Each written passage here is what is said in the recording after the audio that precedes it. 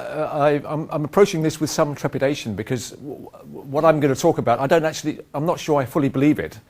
I like to take, I like to take risks, and I like to do something different, and sometimes that falls completely flat, right? But I have this strong conviction, which I need to investigate further, that e-participation is much wider than just getting involved in decision making and policy making. It actually should be a fundamental, an embedded activity across the whole of the public sector. So in relation to services, in relation to community building, in relation to conflict and dispute resolution, as well as policies and decision making. So I like to see it much more broadly embedded across the public sector, and of course policy and decision making as well. And I don't believe in e-participation full stop. For me, that's silo thinking. I believe in participation or engagement, and the e stuff may of course be hugely beneficial, hugely transformatory if it's used right. But it has to be seen in the broader context, I think. And so what I've tried to do in my paper, and briefly present here, is to latch on to some interesting examples, at least one of which is not traditional e-participation at all. But I would argue that it is actually e-participation and can certainly inform the debate about e-participation, because many of the issues and many of the tools which are used in that are quite similar, right?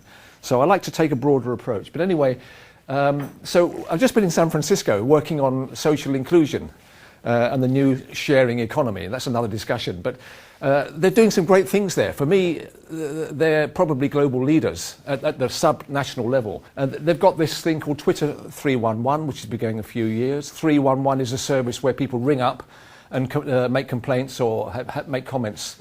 And this has been hugely successful, save the authorities lots of money, because you can, as a civil servant, you can actually handle many more cases than you can if it's on the phone, for example. But now they're using the data collected on that, which is much easier to collect if it's Twitter than it is in phones, to actually inform policy making, to actually get hold of what they call another demographic, or broader audience, and to see how that maps against their policy making process. So that's actually quite a new and interesting thing.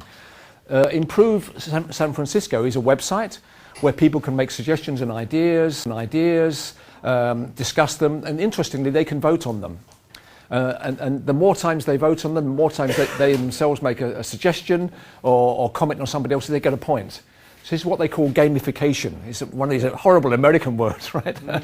But San Francisco, many cities do this today, but San Francisco is the only one that doesn't give cash prizes. What they do, they give you prizes in the ethos of the website, and to improve San Francisco. So, for example, one of the prizes will be have lunch and take a walk in the gardens with the mayor. Or the mayor will actually record a voicemail for your voice telephone, or you get a chance to ride on one of these cable cars with your family and have a fun time, that sort of thing. And it's hugely successful, in fact. Yeah? The last one, there's hackathons and unhackathons. We know many cities around the world have used these hackathon events where they've released data, and nerds and hackers have come in and created stuff. They created some great stuff, and in principle save huge amounts of money. But actually that was money that the city wouldn't have spent anyway in the first place. Maybe for every 1,000 apps developed, maybe half a dozen are useful. Okay?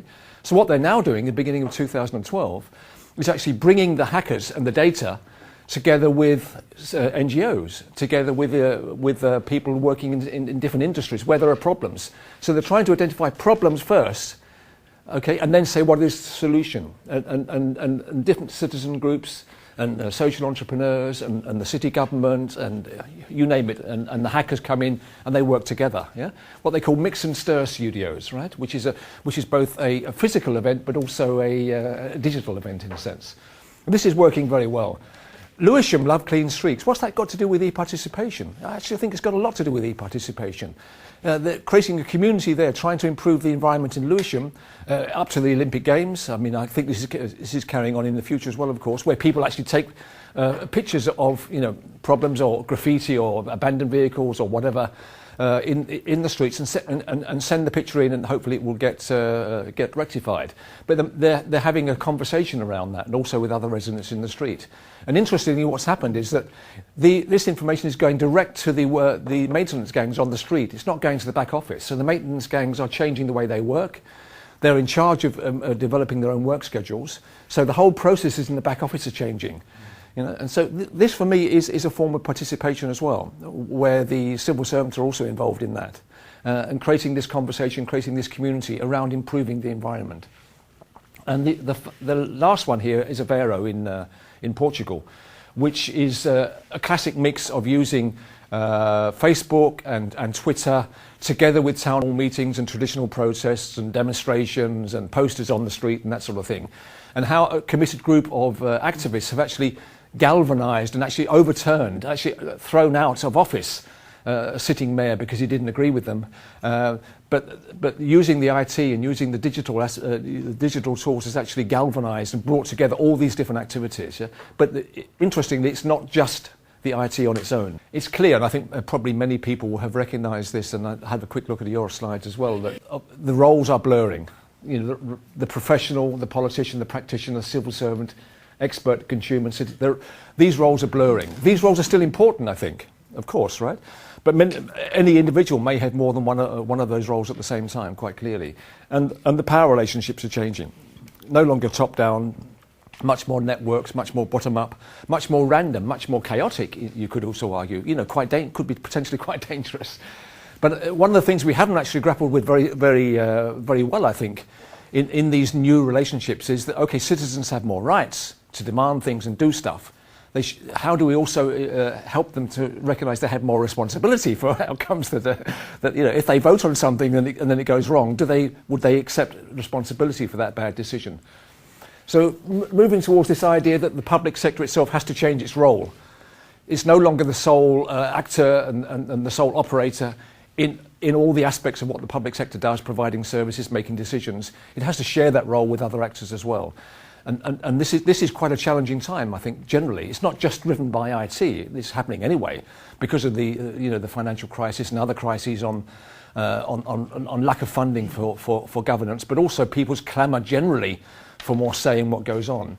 So I think we need to move much more towards, or the public sector does, to being a much more convener, a facilitator, an enabler of good stuff that needs to take place in the public sphere. Creating public value is not the preserve only of the public sector anymore. They have to probably ensure that it happens and get other actors involved in doing that. They certainly need to be involved in quality, making sure quality, because quality is a big issue. If lots of people are doing stuff, what about the quality? If lots of people are doing stuff, what about the accountability? So those are really important issues. Maybe the public sector should continue to have responsibility for that. Threats and challenges, of course, they're a huge number, and I've just put a few down here. You know, loss of control, who's accountable, privacy and data security, which is an immense issue when we're talking about data, but also other aspects, non-digital aspects as well. The danger of being overtaken by a digital elite, of course, is extremely important. How much weight do you give to an online petition when you know that older people or other people or people who aren't online or ethnic minorities probably aren't involved in that? You know, so there are issues there. Huge amount of information overload, possibly, or is that mainly just a problem with filter failure? But how do we develop and use those filters? Also, crowding out other channels. Maybe thinking because it's cheap, we can go online and we can forget about town hall meetings. We forget about personal discussion and people engaging in a traditional way. Those things are still very important, I think, potentially. I like that cartoon actually, but it's okay. Finally, so I've already probably covered this. I think we need to see government much more as an open participation and collaboration platform, both digital and non-digital, really. Providing resources, providing a framework, being proactive, providing the tools and the data and other inputs so that people can do good stuff. I think San Francisco is a fantastic example of how that happens well. I'm not suggesting we can easily transfer San Francisco to other parts of the world. But I think the key to San Francisco is not so much the tools, it's actually the open attitude and the enabling attitude of the city government, right? Changing the mindset, changing the way they operate and work, accepting that other people do good stuff which they can't do. They have to enable it and stand back. Sharing open data and other resources, not just data, of course, it's other resources as well. It could be people's time, civil servants' time, could be buildings, could be all sorts of things, you know, public town halls, sharing that with other people to use it for doing the things they want to do. And the future of open data is also very much not just public data, but commercial, civil and citizen data as well, and citizen resources, mixing that all together, as I saw in San Francisco recently. Also empowering the civil servant. It may be that, I would perhaps argue that empowering the civil servant may be just as important as empowering the citizen, actually. They are the key, especially the frontline professionals, giving them the tools and the incentives to get involved on Facebook, to get involved in Twitter, officially as a civil servant. But also, I mean, they have to exercise responsibility when they're doing that, quite clearly. I think that those are important issues. This is perhaps a bit more theoretical. Some of the good examples from the West Coast and San Francisco show that to get people actually involved and interested in particular issues, you have to change their cognitive dissonance. You have to actually try and make a change, challenge the way they're thinking, provide information which contrasts and challenges their traditional way of thinking about something. And both on a personal level and a group level as well. Having these personal conversations on the web, using Facebook, for example, rather than just using Facebook to push out information, I think it's quite interesting. So it's really a new business model, but I don't use the word business model in the sense of creating a profit. I'm talking a business model in the sense that it has to be sustainable financially and organisationally. So that's important. You know? It's mainly bottom up, a lot of this stuff. Although I still do believe very strongly that top down, doing certain things like setting the framework and providing legal context and many of the resources, quality assurance, etc. Those are very important as well. I believe very strongly in experimentation. And that failure is actually good, as long as you fail small and early, right? I mean, the banks failed big and late, right? And that was a huge problem, right? But, as I said here, and the final point is that cities are the place where this happens best.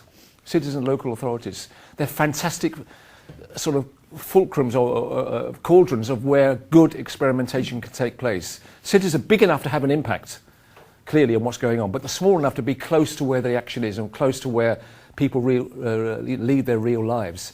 So with this idea, what can local authorities and cities and small communities do with the participation? That's where the action is, actually. They've got much more chance of doing good stuff than I think national governments and certainly the European Union, as we've seen in many examples. So, really what you guys are doing in Sweden and what I think we're all doing, most of the good examples we know are from local authorities and city areas. And, those are the things we need to study and learn from, I think. Okay.